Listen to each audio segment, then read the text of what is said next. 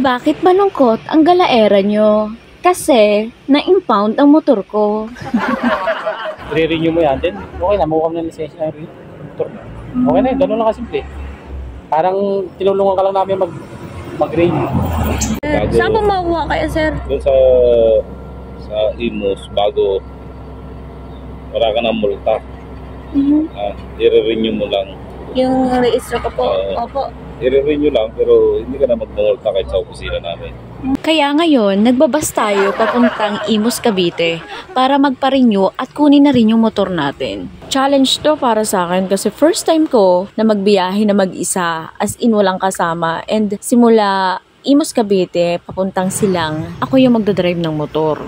Dahil nga sa sobrang pagtitipid ko, ngayon ko lang talaga mapaparehistro si Blue Job kasi nga may pinag-iipunan ako that time. So okay na rin na nasita ako ni na sir, and huwag tayo magtatampo or magagalit kung kukunin nila yung motor natin kasi hangad lang naman nila yung safety natin na nagdadrive tayo na kompleto yung ating mga papeles.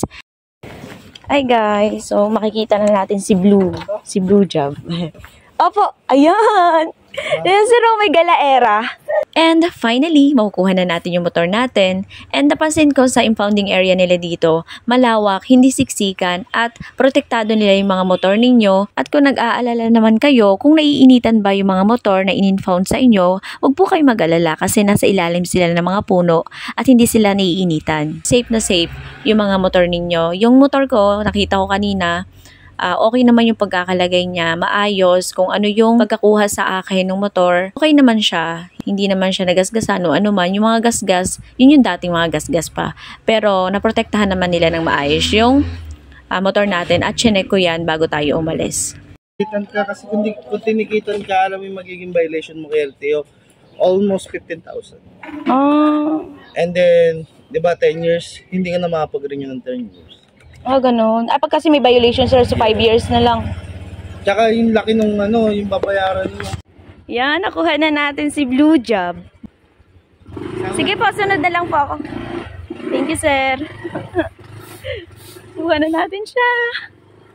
At gusto ko rin pasalamatan ang Philippine National Police, Provincial Highway Patrol Team, Camp General Pantaleon P. Garcia, Imus, Cavite. Dahil hanggang sa huli, ginaid nila ako at sinamahan nila ako na maparehistro na mabilisan ng aking sasakyan. Babait na mga kapulisan dito. Thank you, Ma'am and Sir Emerson at sa iba pang mga kasama niya.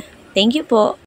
Hey everyone! Nandito tayo sa Imus, Cavite and papunta na tayo ng Silang. And good luck sa akin, medyo mahaba-haba pa yung biyahe natin. And kailangan pa natin magbukas ng store. So guys, sensya na kung late ako sa store natin kasi andito pa ako sa pagpa-renew ng motor. Pinapa-renew pa natin yung motor natin. So okay naman na, renew na siya. And pauwi na tayo. Good luck sa akin guys. Bye!